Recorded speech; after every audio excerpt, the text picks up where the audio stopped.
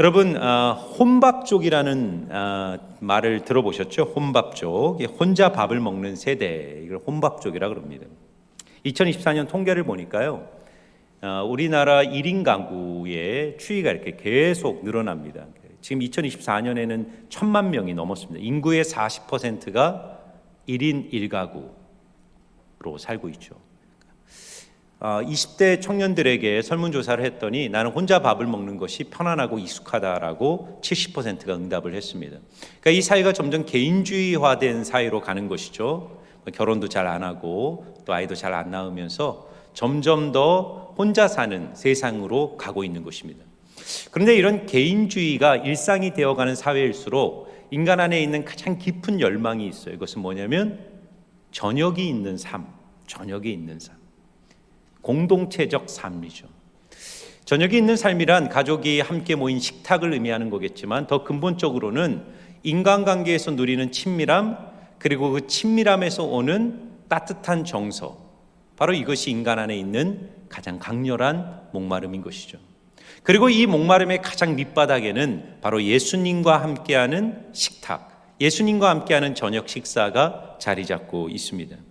그래서 성경은 예수님을 묘사할 때 인간을 위해, 우리를 위해 밥상을 차려주시는 분으로 묘사해요.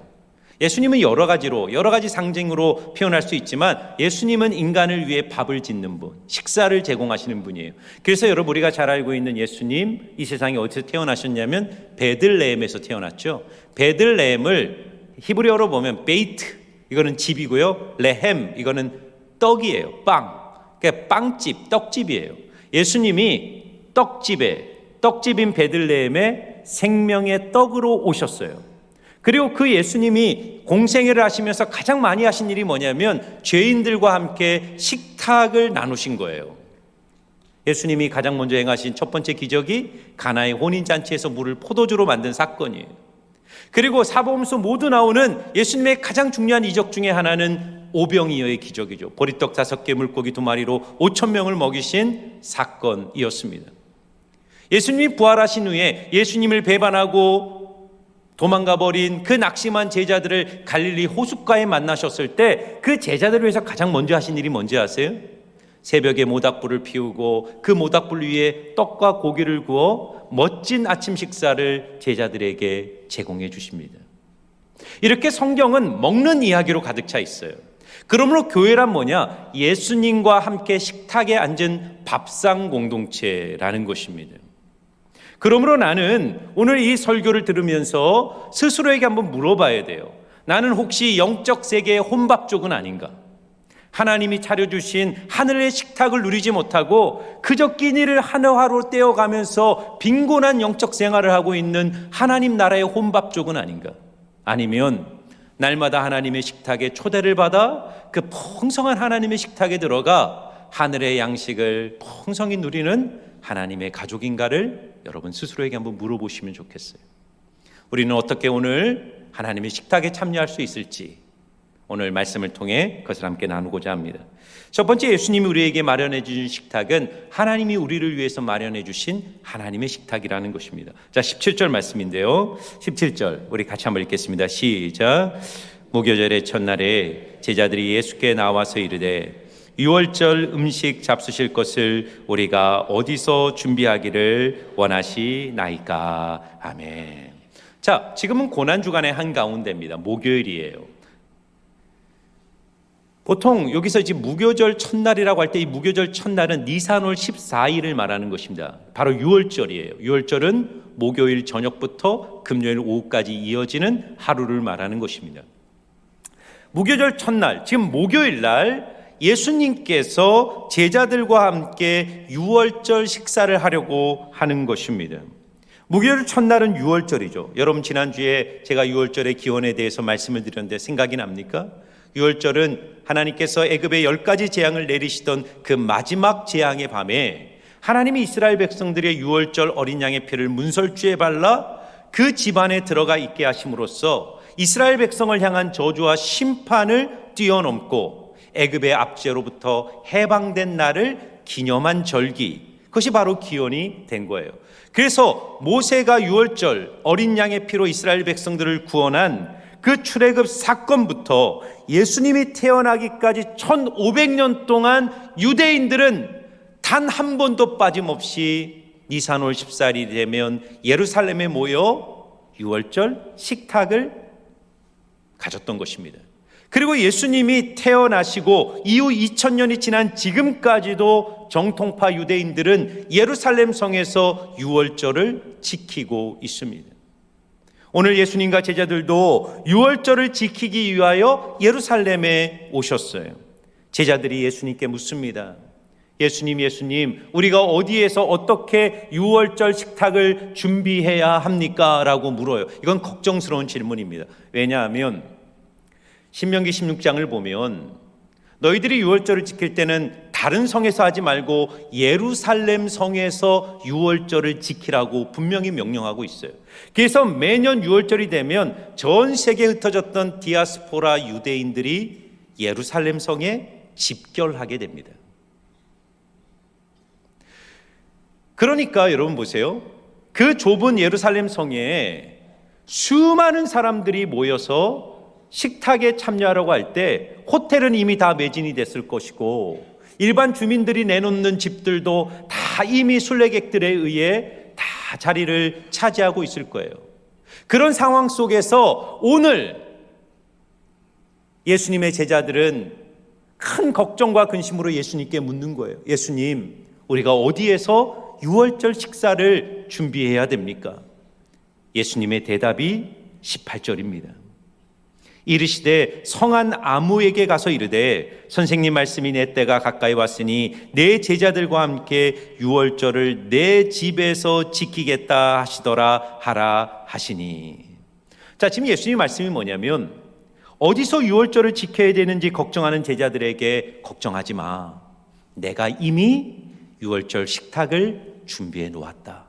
너는 그저 예루살렘 성에 가서 마가복음을 보면요, 그 항아리 두 덩어리를 안고 가는 그 사람을 따라가면 그 집에 유월절 식탁이 예비되어 있을 것이다. 주님이 말씀하십니다. 여러분, 왜 고난주간이라는 이 중요한 시즌에 유월절 식사 장소를 구하는 이 이야기, 어떻게 보면 너무나도 사소해 보이는 이 이야기가 이 중요한 자리에 등장하고 있을까요? 제자들은 지금 자신들이 예수님을 위해 유월절 식탁을 준비해야 한다고 생각하고 있습니다. 그런데 실상은 이미 예수님께서 제자들을 위해 유월절 식탁을 이미 준비해 놓고 계셨다는 사실이죠. 여러분, 잘 들어보세요. 종교와 기독교의 차이가 뭐라고 생각하십니까?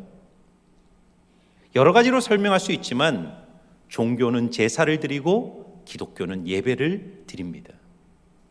제사는 무엇이냐면 인간이 신을 위해 준비하는 상차림이에요. 인간 쪽에서 신을 위하여 식탁을 준비하는 것이 제사입니다. 우리 유교 문화 속에 있는 우리 한국에서 제삿날이 되면 상차림을 하지 않습니까? 그 왜 상을 차립니까? 조상신에게 정성을 다해 제사상을 준비하면 그 조상신이 감동을 받아서 후손들에게 복을 준다는 종교적 신념이 있기 때문에 제사상을 차리는 것입니다. 많은 종교는 기본적인 세팅이 제사예요. 인간이 신을 감동시키는 구조입니다.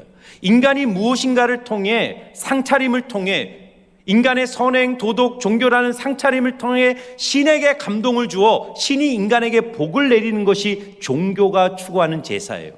그러나 기독교는 제사를 드리는 종교가 아니라 예배를 드리는 거예요. 예배. 기독교의 예배란 인간이 신을 위하여 식탁을 올리는 자리가 아니라 신이 인간을 위해 하늘의 식탁을 내려주는 자리라는 사실입니다. 이것이 놀라운 차이점이에요. 인간의 상차림이 아니라 하나님의 상차림이에요. 그래서 여러분, 오늘 예수님께서 유월절 식사 장소를 찾는 과정을 제자들에게 세밀하게 보여주고 계시는 거예요. 여러분, 지난주에 종교 지도자들이 예수를 죽이기로 작정하고 가룟 유다는 예수를 은 30에 팔기로 작정을 하고 기회를 엿보는 장면으로 끝이 났어요. 그러나 유월절날 예수님의 십자가 죽음은 종교 지도자들의 폭력, 가룟 유다의 배신으로 인한 우발적 죽음이 아니었습니다. 오늘 예수님께서 자신이 계획하고 준비한 대로 유월절 식사를 준비해 가는 이 본문이 여기에 등장하는 이유가 있어요. 이 사건은 하나님께서 영적으로 줄이고 목마른 인류를 위해 생명의 식탁을 영원부터 준비하고 계셨음을 우리에게 보여주는 사건입니다. 창세전부터요, 하나님은 우리 인간에게 잔치를 베풀어 주시는 분이에요. 하나님 왜 온 우주를 창조하시고 왜 하나님께서 에덴을 주셨을까요? 에덴은 완벽한 하나님의 축제의 현장이에요. 주님과 날마다 앉는 식탁의 자리인 거예요. 여러분, 성찬식도 마찬가지입니다. 우리 한국교회 성찬신학이 좀 잘못된 부분이 있어요. 가톨릭은 성찬을 미사라 그럽니다. 희생제사가 성찬을 드릴 때마다 반복된다고 믿어요. 그래서 가톨릭의 성찬은 대단히 엄숙하고 진지하고 슬프고 장례식 같은 분위기입니다. 그러나 그것은 잘못된 신학이에요. 예수님이 오늘 제정하신 이 성찬은 예수님의 죽음이 재현되는 장소가 아니라 부활하신 예수님께서 우리에게 그분의 생명과 은혜를 나누어주는 하늘 식탁이 열어주는 축제의 현장입니다. 그래서 우리는 감격과 기쁨으로 이 성찬에 참여해야 되는 거예요. 구원이란 무엇입니까? 죄로 인해 하나님의 완전한 식탁에서 쫓겨난 그 인류를 다시 식탁의 자리로 초대하여 하늘의 은혜, 하늘의 영광, 하늘의 생명을 누리도록 인간을 회복시키는 이야기, 그것이 성경이 말하는 구원이에요. 예수께서 오셔서 십자가에서 죽으시고 부활하심으로 그 하늘의 식탁이 오늘 우리에게 완성된 것입니다. 그래서 오늘 이 식탁에 참여하는 일에 가장 중요한 우리의 자세는 무엇이냐면 순종과 믿음입니다. 순종과 믿음. 자, 오늘 19절 보세요. 주님께서 너희들이 이 식탁을 어떻게 경험할 수 있는지를 말씀하시면서 19절에 이렇게 말합니다. 제자들이 예수께서 시키신 대로 하여 유월절을 준비하였더라. 여러분, 오늘 이 유월절 식탁이 어떻게 준비되고 경험됩니까? 예수님의 말씀대로 순종하여 거리로 나가 주님의 말씀에 믿음으로 반응하는 제자들에게 하늘의 유월절 식탁이 경험되는 것을 보게 돼요. 여러분, 결국 이 문구를 잘 보세요. 인생이란 내가 만든 식탁을 먹고 사는 인생인가, 아니면 하나님이 준비한 하늘 식탁을 먹고 사는 인생인가로 갈라지는 것입니다. 우리가 예수님을 모를 때 인생은 그저 내가 준비한 것을 먹으며 하루하루 견디며 끼니를 해결하며 살아가는 그런 것이 인생이라고 생각했어요. 그런데 우리가 예수를 믿고 하나님의 자녀가 되어 누리는 가장 큰 복은 때를 따라 돕는 하나님의 은혜가 완벽하게 준비되어 있는 그 하늘의 식탁에 우리가 날마다 참여할 특권과 권세를 얻고 오늘도 그 식탁 자리로 나아가 우리 모두에게 필요한 하나님의 은혜를 누리도록 우리를 부르셨다는 사실입니다. 저는 여러분 모두가 그 하나님의 놀라운 하늘 식탁을 날마다 누리시기를 주의 이름으로 축원합니다. 여러분, 111 영성 노트를 매일매일 열심히 해보세요. 저는 자기 전에 그날 하루 하나님이 내게 주신 은혜가 뭔지를 반추하면서 감사의 제목을 써보고 또 다음날 내가 꼭 기도해야 될 기도의 제목들을 적습니다. 그리고 그 다음날 다시 하루를 반추하며 하나님이 내 인생에 얼마나 놀라운 은혜를 주셨는지를 기억하며 감사의 제목을 적어요. 그것이 바로 하나님이 내게 하늘의 식탁을 날마다 열어주고 계시는가를 깨닫게 되는 놀라운 축복의 현장인 것을 발견하게 됩니다. 여러분들은 날마다 기도를 통해 하나님의 은혜의 보좌 앞으로 담대히 나가시기를 주의 이름으로 축원합니다. 이 식탁은 하나님이 차려준 식탁이고, 두 번째는요, 은혜의 식탁이, 은혜의 식탁. 여러분, 오늘 본문을 보면 예수님께서 친히 마련하신 유월절 저녁 만찬에서 제자들과 주고받는 대화를 소개하고 있어요. 그것은 바로 배신에 대한 대화였어요. 자, 20절에서 23절입니다. 우리 뜻을 생각하면서 한번 어떤 대화를 나누시는지를 보겠습니다. 같이 읽습니다. 시작. 저물 때에 예수께서 12 제자와 함께 앉으셨더니 그들이 먹을 때에 이르시되 내가 진실로 너희에게 이르노니 너희 중에 한 사람이 나를 팔리라 하시니 그들이 몹시 근심하여 각각 여짜오되 주여 나는 아니지요. 대답하여 이르시되 나와 함께 그릇에 손을 넣는 그가 나를 팔리라. 아멘. 식사를 하시는데 이 행복해야 될 식사의 자리에서 주님이 충격적인 말씀을 하세요. 너희 중에 있는 한 명이 나를 팔 거야. 제자들이 근심하며 예수님께 물어요. 예수님, 저는 아니죠? 나는 아니죠? 예수님이 말씀하십니다. 나와 함께 그릇에 손을 넣는 그가 나를 팔 것이다. 예수님과 함께 손에 그릇을 넣는 그는 바로 가룟 유다를 말하는 것입니다. 왜 예수님은 가룟 유다를 그릇에 손을 함께 넣는 자라고 표현하고 있을까요? 바로 예수님 가장 곁에 있었기 때문이에요. 예수님이 가장 신뢰하고 믿었던 사람이었기 때문이에요. 예수님이 믿었기 때문에 회개 업무를 맡길 정도로 예수님과 함께 3년을 동고동락하며 예수님 가장 곁에서 주님과 함께 일했던 가룟 유다가 오늘 나를 팔 것이라고 주님이 말씀하시는 것입니다. 여러분, 왜 이 행복해야 될 최후의 만찬에 배신자 가룟 유다를 주목하고 있는 것일까요? 저는 22절을 묵상하게 되었어요. 22절을 다시 읽어보면 그들이 몹시 근심하여 각각 여짜오되 주여 나는 아니죠. 여러분, 제자들의 반응이 참 이상하지 않습니까? 우리가 보통 인생을 살면서 너무 황당한 이야기를 들으면 어떻게 반응합니까? 웃어 넘기거나 아니면 화를 내거나 둘 중에 하나죠. 근데 제자들의 반응은 뭐죠? 몹시 근심하며 예수님께 예수님, 저는 아니죠. 제자들이 왜 이렇게 반응합니까? 그들의 양심으로부터 나오는 신음의 소리였어요. 내가 예수님을 팔 수 있는 배신자가 될지도 모른다는 두려움에서 나오는 신음의 소리였습니다. 사랑하는 여러분, 왜 예수님께서 최후의 만찬에서 가룟 유다의 배신을 이야기하고 있는지를 아시겠습니까? 이 식탁에 참여한 자들 모두가 다 가룟 유다이며 모두가 다 예수를 배신할 수 있는 사람이라는 것을 주님은 드러내는 거예요. 그러므로 주님은 지금 누구를 위해 이 식탁을 마련하십니까? 충성되고 훌륭하고 신실한 제자들을 위해 식탁을 준비하는 것이 아니라 이제 몇 시간이 지나면 예수를 다 버리고 뿔뿔이 흩어져 버릴, 예수를 버릴 그의 제자들을 위해 이 식탁을 준비해 주신 것입니다.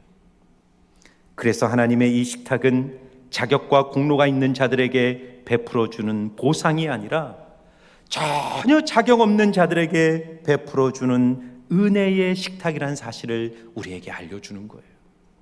사랑하는 여러분, 이 세상에 드레스 코드라는 것이 있어요. 어떤 좋은 식탁, 어떤 훌륭한 공식 행사에 그 만찬에 참여할 때는 반드시 입어야 되는 드레스 코드가 있습니다.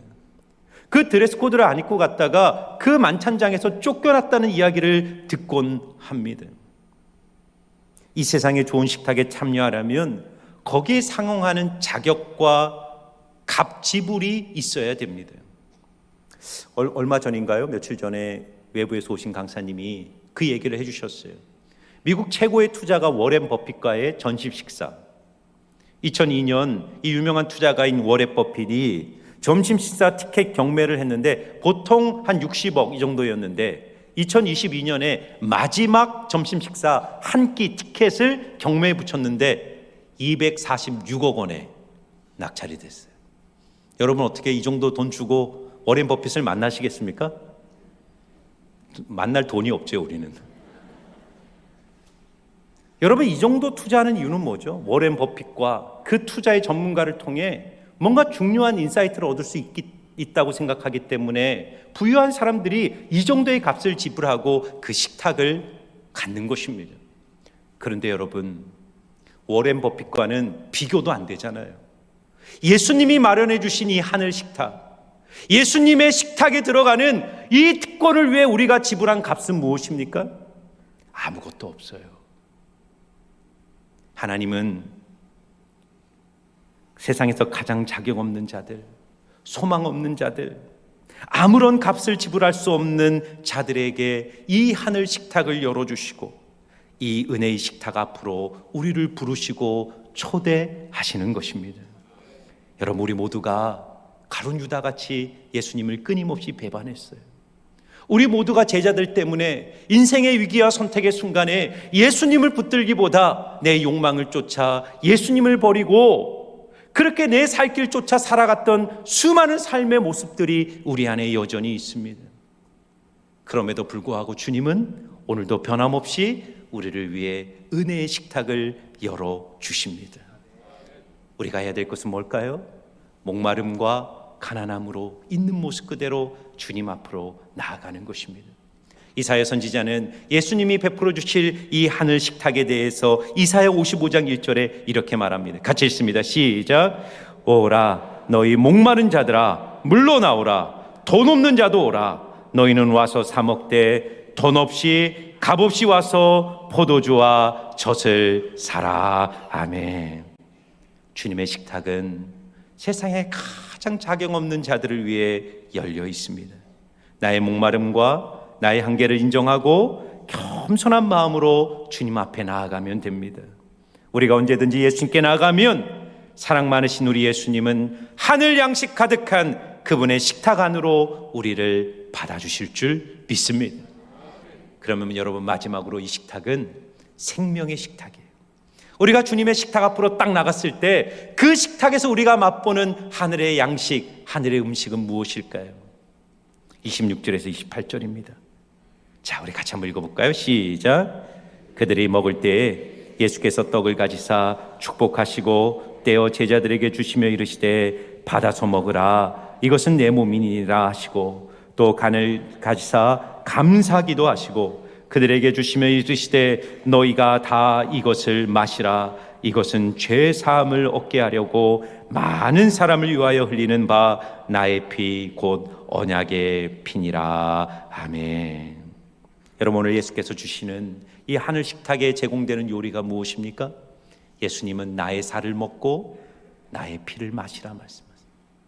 내 살은 참 양식이요 내 피는 참된 음료라고 말씀하십니다. 여러분, 예수님이 이 마지막 유월절 식탁에서 주님 오시는 그날까지 우리를 위하여 마련하신 놀라운 축복의 통로가 바로 성찬식입니다. 우리는 성찬의 떡과 포도주를 먹고 마심으로써 그 떡과 포도주가 상징하는 예수의 찢김과 피 흘림에 참여하는 거예요. 이것이 왜 우리에게 양식입니까? 여러분, 살의 찢김이란 형벌을 의미하는 거예요. 피 흘림이란 죽음을 상징하는 것입니다. 성경은 죄의 삭은 사망이라고 말했어요. 우리 모두가 죄인이기에 하늘의 식탁으로부터 분리되어 이 세상의 영적 고아가 되어 살이 찢기는 것 같은 인생의 고통을 경험하며 살아갑니다. 물질 문명의 부유함 속에서도 가정이 깨어지고 삶의 고통을 경험하고 하루하루 살아가는 것에 삶의 비참함과 아픔이 누구에게나 있어요.